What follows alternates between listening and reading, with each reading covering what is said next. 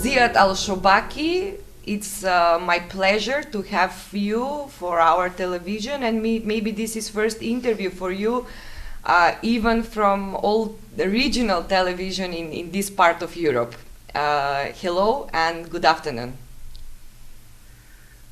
Thank you, but I've done a few with the East Europeans TVs in Bulgaria. I've did in Romania. I've did so. Al-Shabaku, those days there is motto everywhere in the world: stay home. So we change our normal activities and we start think more about all internet access. Do you think that we start think more about internet values? And my question direct is, can we go through this without internet? Actually, in such cases, if you look at it in the old days,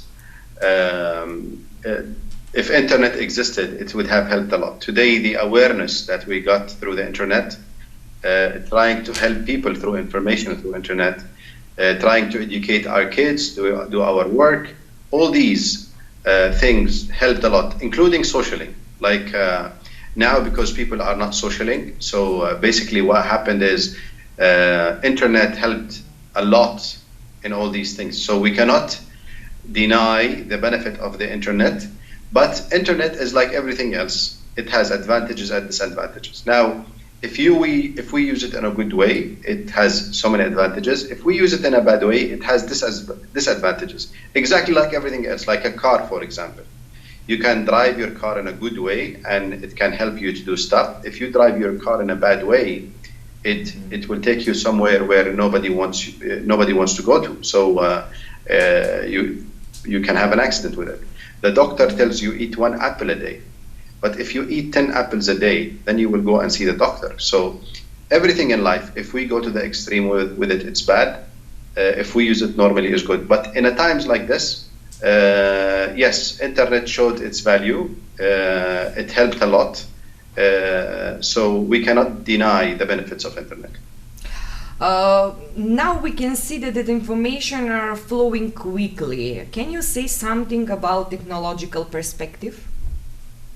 It has been like this even before Corona, but I guess with Corona, it had people demand more of internet because it's the access to information. And today, anything you want, anything you search for, you just have to go to the internet, look for it, and it will give you the answers. Where in the old days, to do so, to look for an information or to look for a source of information, you had to go look, open books, check in the books, and it's a very hard process, long process. So I think it helped a lot.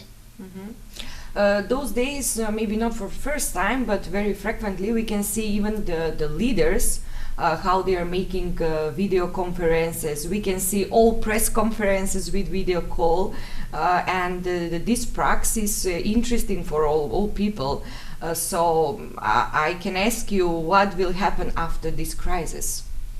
This type of business existed, like the conferences existed with multinational companies, everyone used it. But today, but in the end of the day, the human touch, like when people meet, it still has a different feeling. But yes, the impact was hard enough even for the G20, they had to meet virtually. Schooling become remotely, and even work. Most of the companies ask their employees to work from home. Now, this culture existed in multinational companies, but I think the reflect of it on the medium and small size companies now will make a big difference, because it's basically what you can deliver. It's not how many times you attend to the office. It's not how many times you attend to school. It's, do you understand what you're trying to accomplish in life? If you do, then regardless where you are and what you are using, the internet should help you. And I think people can understand now more what is 5G is all about.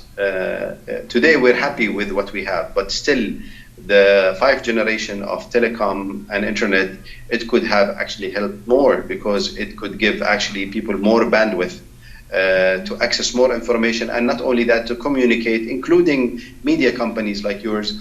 They could actually, and TVs, they could actually broadcast faster to the end user to be able to capture more information.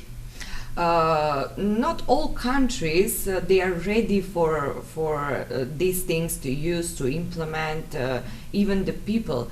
For example, in our country, especially old population, they use and they want to use cash money for their payments. So how it will be with that things that people should learn how to use cards? Yes, I think people knows how to use cards, but people usually like to stick with the old style of doing business. But sometimes life pushes you somehow to start using other stuff. I think yes, the digital cash it will increase. There are more companies will come to this world. Not only Visa, Mastercard. There is new payment methods will be implemented. I think not only in the digital cash things going to change. I think the whole digital world is going to change, because, as I said, this gives like an owner of a merchant, for example, who refuses to have a point of sale terminal in his shop because the acquiring company or the bank charge him 3%.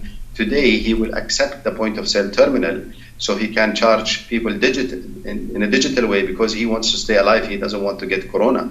So, as I said, corona, yes, it has a bad impact in people. It's killing a lot of people. But in the same time, there is other things because of corona rised up. So, working from home, I think it creates less pollution to the world. So, for example, we've heard in the past 2 days, 3 days, that the ozone is getting better, and so, as I said earlier, and I keep saying, everything has advantages and disadvantages. But if we use it in a right way, correct way, and we use it for the advantage of a human being, then it's going to be the human is going to benefit out of it. What will be next in the most developing countries? I think they will focus on the digital world. I think anyone who had a good digital roadmap in the past 5 years, I think today he can see the benefit. I think the rest will start implementing the same, because I think that trend will take over. And I think people will learn, as I said, that it doesn't matter where you're working from, as long as you accomplish your target, companies should be happy. If this all is safe, even it's virtual criminal?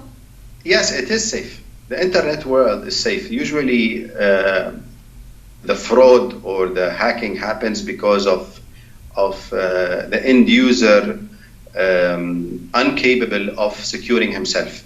Does not follow certain procedure and standards. Like today, when countries tells you have to wear a mask, you have to wear gloves, you do that. So with the internet, it's the same thing. When companies ask you to use your computer or PC in a proper way or in a proper methods, then if you follow it, then there will be less fraud and less problems. One positive thing is that international cooperation is must in this period. Like never before, we can see all countries, we can see all leaders, how they cooperate between them. And even with this video call, we are doing something good to inform people and to do something much better in this pandemic crisis. Ziad, thanks a lot. Again, it's my pleasure to have you for Klan Television, and probably we will talk again for another topic for sure. Sure, thank you very much. I'm happy to be with you. Thank you for the interview, and I look forward.